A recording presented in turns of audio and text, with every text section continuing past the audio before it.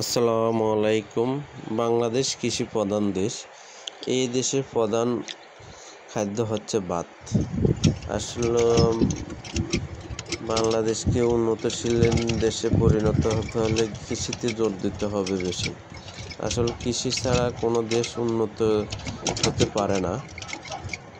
এই যেমন বাংলাদেশে যেমন আমাদের এই এলাকাতে একসময় প্রচুর সোয়াবিন হতো।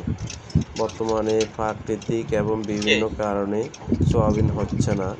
এক কামনির জন্য 40 থেকে 50 মণ সোয়াবিন হতো, এখন মনে হয় কানিতে 15-20 মণের বেশি হয় না। এর মূল কারণ হচ্ছে লবণাক্ততা, নোনা পানি।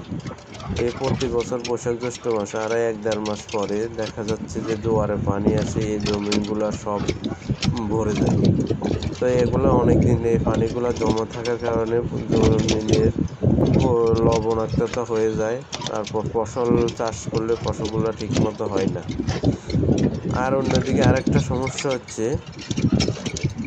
আসলে সোয়াবিন উৎপাদন করতে একজন কৃষকের 25 থেকে 3,000 টাকা খরচ, অথচ সোয়াবিনের এবছর মূল্য মাত্র 14 থেকে 1500 টাকা।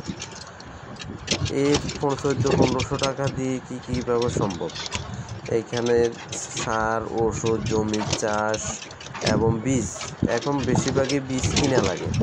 1 মণ বীজ 120 থেকে 1 কেজি বীজ 120 থেকে 30 টাকা, তার মানে মণ প্রায় 6,000 টাকার মতো। যেমন চাষেরও প্রচুর খরচ। যেমন এই যে লোকে জমি চাষ করছে, কিন্তু এর সার, ওষুধ, বীজ সবই ব্যবহার করছে, এমনকি রোপণ দিছে জমিনে, মেশিন দিয়ে রোপণ দেয়। 3,500 টাকার রোপণে খরচ নেই, কিন্তু ওনার ফসল হয় নাই। টোটালে সোয়াবিন নাই ওনার জমিতে। এই যে দুধ নিতেছি, এটা হচ্ছে আমাদের এলাকার থেকে দুধ তোরাবগঞ্জের রেঞ্জের লাইনে একটা লোক নেয়। এই দুধগুলা বাংলাদেশে যে 1 কেজি পানির মূল্য হচ্ছে 25 থেকে 30 টাকা, আর 1 কেজি দুধের দাম মাত্র 50 থেকে 60 টাকা। কি আসলে গরুকে আমরা কি খাওয়াই পালি? ঠিক আছে, 1 কেজি খাদ্যের দাম 50 টাকা, তাহলে 1 কেজি খাদ্য দিয়ে কি 1 কেজি দুধ উৎপাদন করা সম্ভব? বাংলাদেশে আসলে সিন্ডিকেট বেশি। সিন্ডিকেটের কারণে এই যে একটা কৃষক ন্যায্য মূল্য পায় না। দুধ 1 কেজি অথচ 100 টাকাও বিক্রি হয়, কিন্তু আমরা পাইতেছি না ন্যায্য মূল্য। আমরা যারা কৃষক, অরিজিনাল কৃষক, এরা কিন্তু ন্যায্য মূল্য পাইতেছি না। কিন্তু ন্যায্য মূল্যটা হাইতেছে এক ধরনের ভুক্তভোগী দালাল, যারা শুধু আমার থেকে নিয়ে অন্য আরেকখানে দিয়ে দেয়, ওরাই পাইতেছে, কিন্তু ওরা দিন দিন লাভবান। আর আমরা দিন দিন আসলে ওই যে ওর শখের বর্ষ পালা, তো ওই কারণে আর কি করলো। এই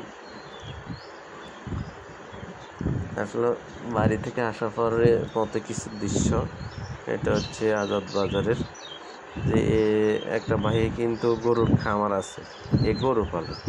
ঠিক আছে, আমি বুঝি না, আমরা নিজেরাও পালি, কিন্তু এই যে 19 পালে মূলত বাঘা গরু পালি, ক টাকা বের ওনার, এটাই বুঝি না। গরু পালতে হলে ঘাসের কোনো বিকল্প নেই, কিন্তু উনি খাদ্য খাওয়ায় গরু পালে, কত টাকা লাভ করে ওটাই জানি না। আসলে বছর শেষে হয়তো ওনার লস দেয় না, কিন্তু উনি বলতে পারে। এটা হচ্ছে আমাদের সোশ্যাল মিল, এটা আইডিয়াল কিন্টার গার্ডেনের কিছু ছাত্রছাত্রী রিল্যাক্সে ঘুম যাইতেছে ছাগলগুলা।